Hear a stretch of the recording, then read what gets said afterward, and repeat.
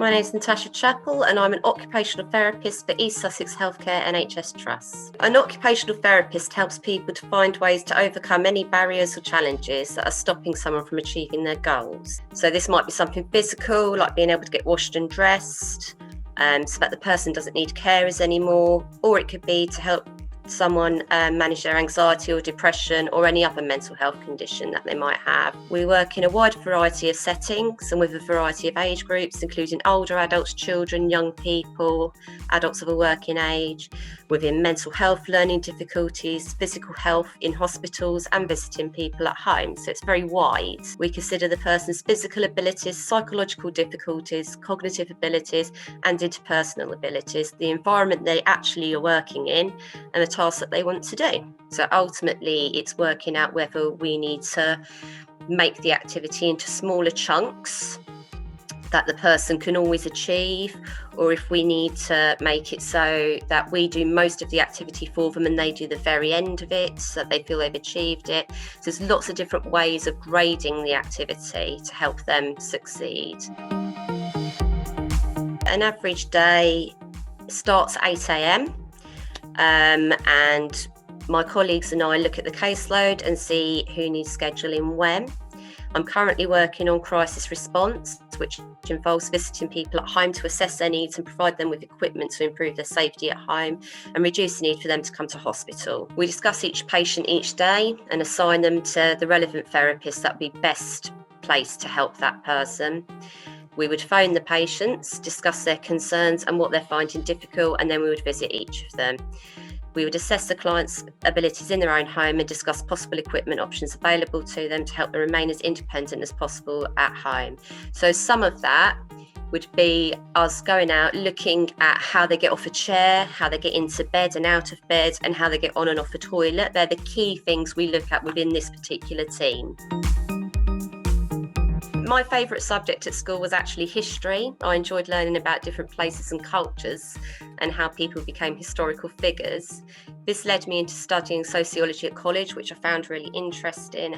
I had absolutely no interest in science until I was in my 20s while working in my employment at that point.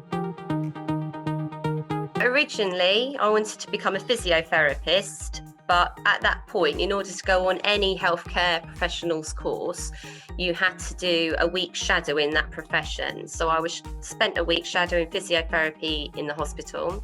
While I was doing that, I met an occupational therapist who explained her role, and I just felt it fitted me better as a person.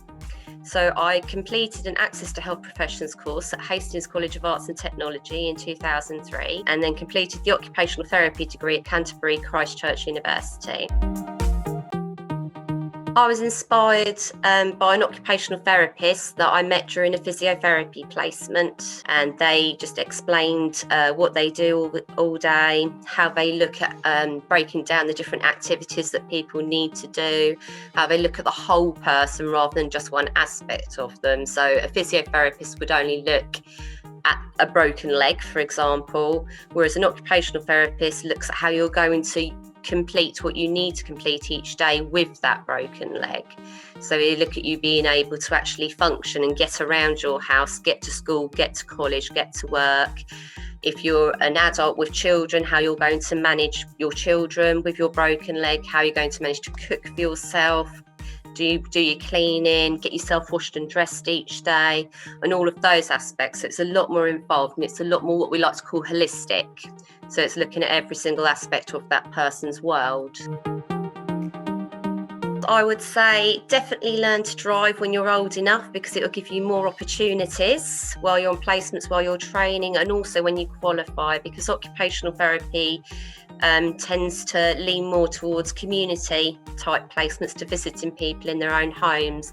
And even if you work in the hospital as an occupational therapist, you do a lot of home visits. The other thing I would definitely recommend is learning some time management skills, because especially if you do an apprenticeship, you really need to juggle your work and your university work, and that's excluding even your home life. Being a car driver and learning really good time management skills is something that's what we call a transferable skill. So it'd be really good and useful to use in any job you go into, any profession at all, but also throughout your time at college, university, if you choose to go to university.